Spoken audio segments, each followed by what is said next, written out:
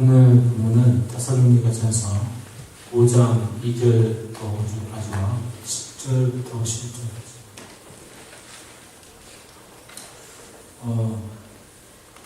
여러분들이 한 절, 제가 한 절 이렇게 읽도록 하겠습니다. 먼저 제가 한 절 읽을게요. 주님의 날이 밤에 도둑처럼 온다는 것을 여러분은 자세히 알고 있습니다. 사람들이 평안하다, 안전하다고 말할 때 아기를 낳은 여인에게 상상의 진통이 오는 것과 같이 가짜리 멸망이 그들에게 닥칠 것이니 그것을 피하지 못할 것입니다. 그러나 형제자매 여러분은 어둠 속에 있지 아니하므로 그날이 여러분에게 도둑과 같이 덮치지는 않을 것입니다. 그리스도께서 우리를 위하여 죽으신 것은 여러분 모두 빛의 자녀요 낮의 자녀입니다. 우리는 밤이나 어둠에 속한 사람이 아닙니다. 그리스도께서 우리를 위해서 죽으신 것은 우리가 깨어있든지 자고 있든지 그리스도와 함께 살게 하는 것입니다. 그러므로 여러분은 지금도 그렇게 하는 것과 같이 서로 격려하고 서로 도를 주시옵시오. 아멘. 오늘 제목은 천국하는 지름길입니다.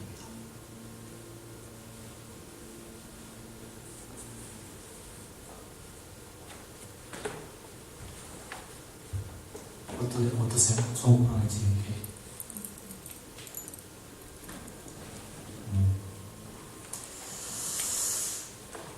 4월 16일이 무슨 날인지 아십니까?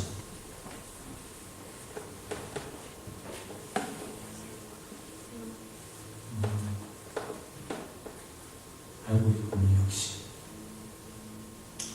그날은 누구의 표현대로 살순 같은 하얀 수목들이 바닷속에서 우람을 홍수한 지 1년이 된 날이죠. 조금만 깊게 생각해보면 이렇게 절대로 간단하게 언급하고 넘어가도 좋은 문제가 아닙니다. 하지만 세계 곳곳에서 하루가 멀다 하고 쏟아져 나오는 전쟁이나 살인 관련 소식, 또 그와 연관한 남들의 죽음은 너무나 많아서 우리를 부디게 만든 것이 사실입니다. 그리고 우리나라에서 일어난 살인사건이나 또 그런 연쇄살인이나 그런 일들도 나와 직접적인 연관이 없는 일이라면 그저 흥미거리 이상도야도 아니죠. 이런 죽음에 관한 문제야말로 동서고금을 막론하고 많은 종교와 철학 그리고 제 양식을 가능하게 한 근본적인 원인이죠. 만약 죽음이 우리 생의 끝이라면 어떻게 해서든 그 삶을 더 연장하고 싶어 할 테고 남이야 어찌되건 말건 일단 나와 관련된 사람들만 해목하면 그만이겠죠.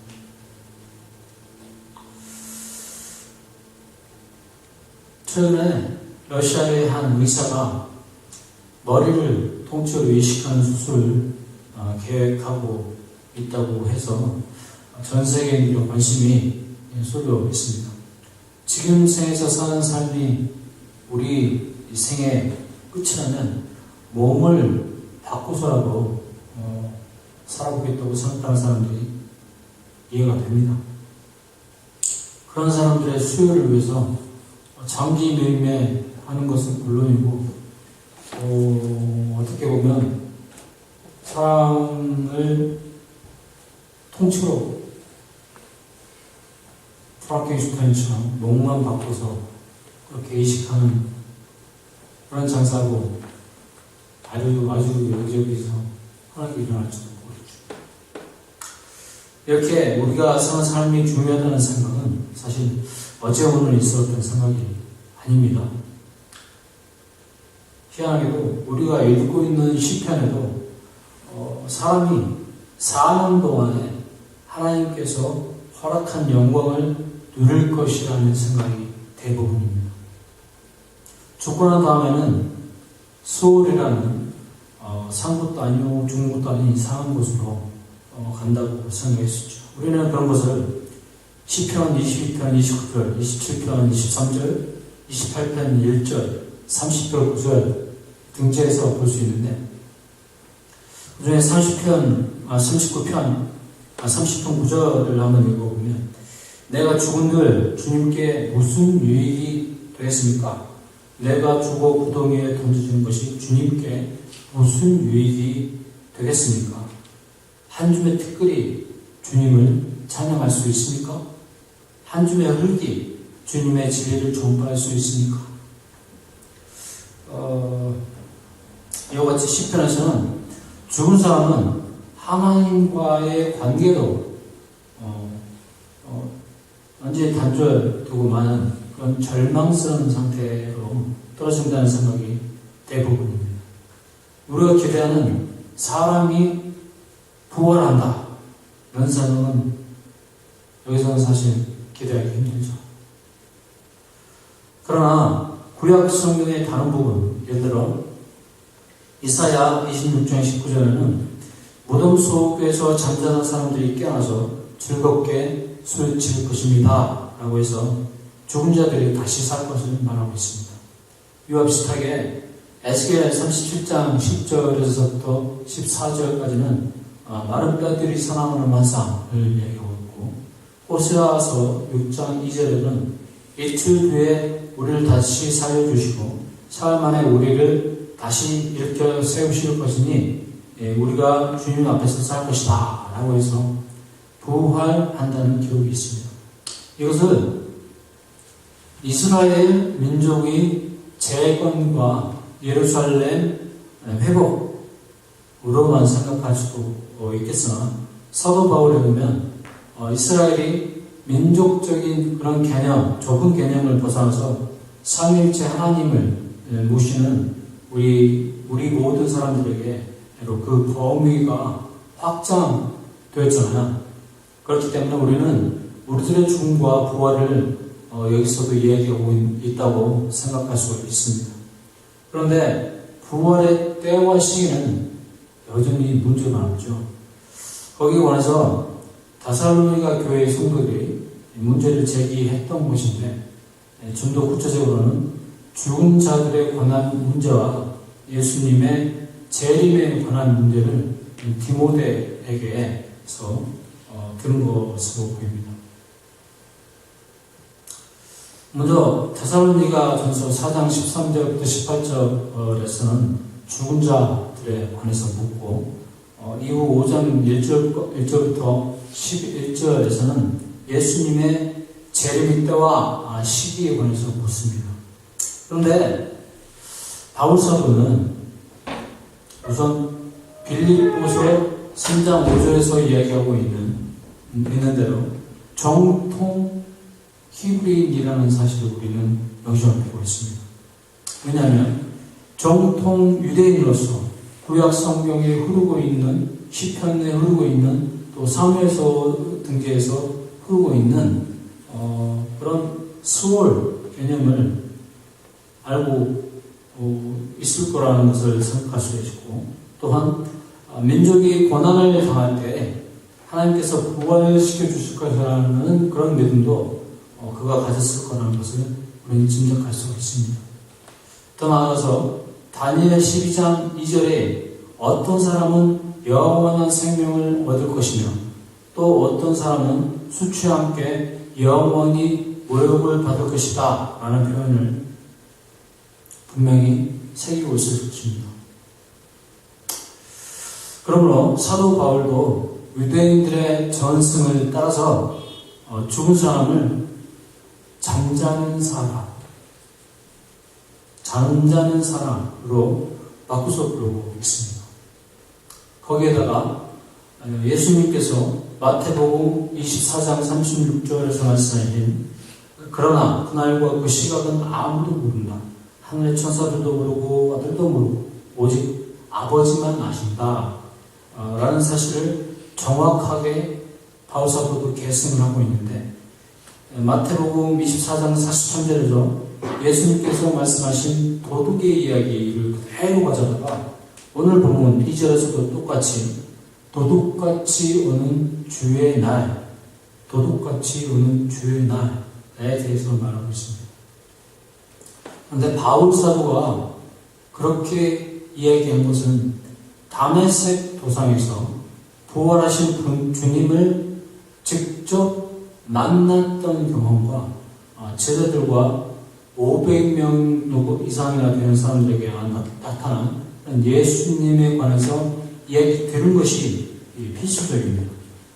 그런 경험을 기반으로 해서 데살로니가전서 1장 10절과 3장 13절 등지에서 말하는 예수께서 하늘로부터 오시는 것이 분명한데, 위에서 말한 대로 그 시각과 시기는, 예수님께서 하늘로부터 오신 것이 분명한데 그 시각과 시기는 우리가 알 수 없음을 이야기하고 있는 것을 볼 수 있습니다. 그리고 4장 15절과 17절에서 그리스도 안에서 이미 죽은 사람들이 먼저 살아나고 그 다음에 살아있는 사람들이 구름 속 공중에서 주님을 영접할 것이라고 말하고 있습니다. 이 상황을 봐서 바울 사도에게 죽음이란 빌립보서 1장 20절에서부터 24절에서 말하는 것과 마찬가지로 주님께로 가는 즐거운 길, 유익한 길입니다.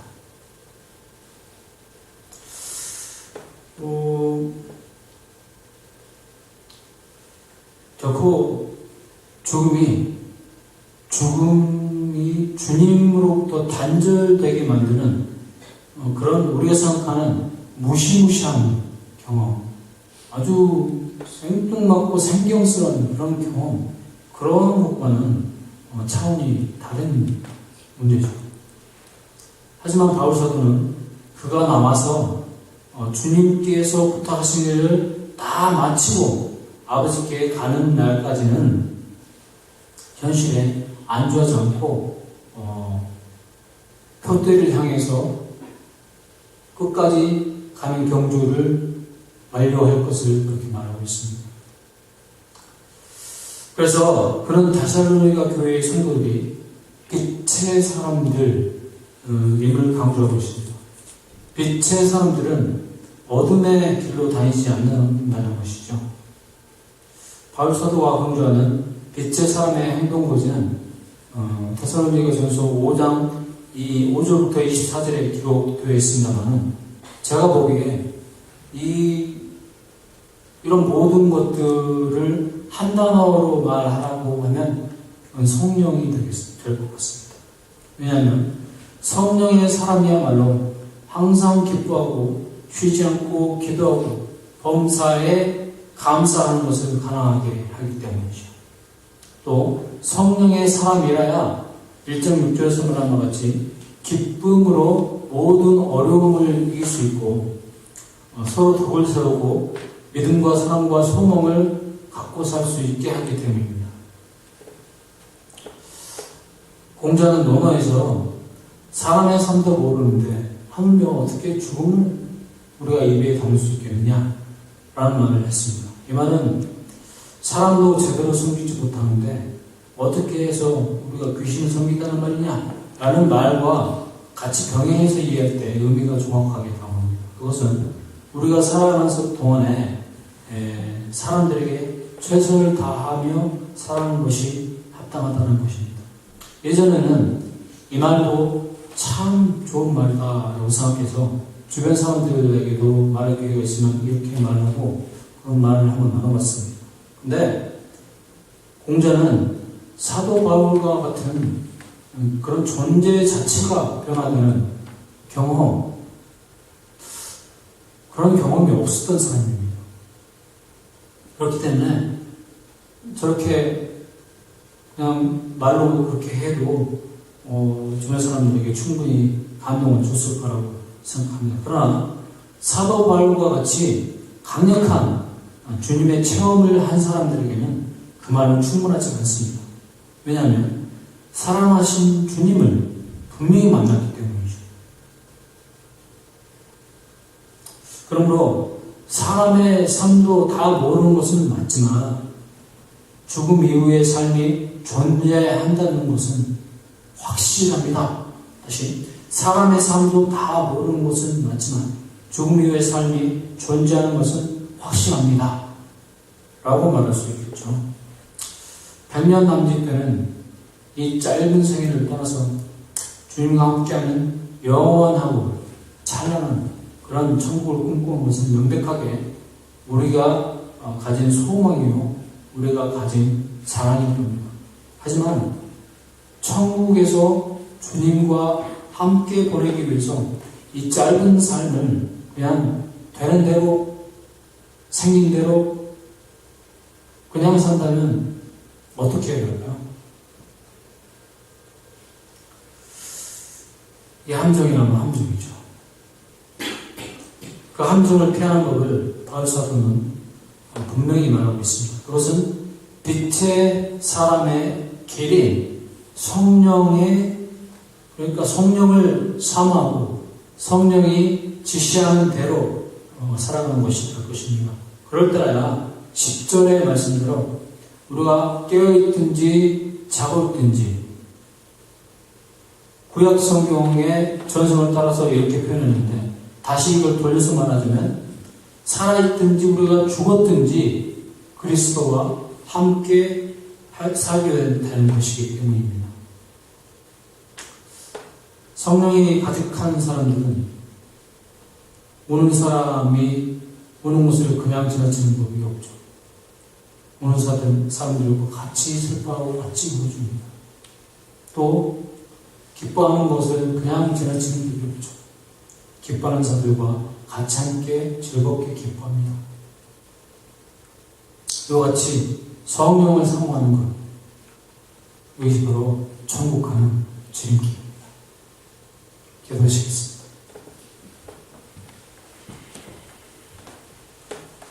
하나님 아버지 감사합니다.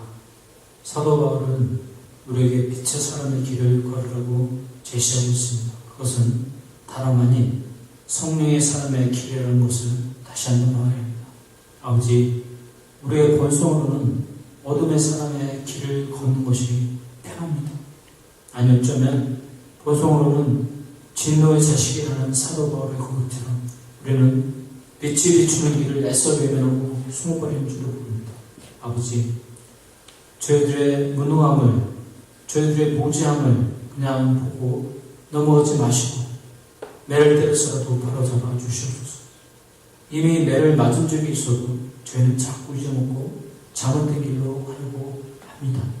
하지만 그때마다 아버지께서 회초를 걸고 저희를 포기하지 말아주십시오. 그래서 주님 오시는 날 다 칭찬받는 주님의 종들이 되기를 원합니다. 예수님의 이름으로 기도합니다. 아멘.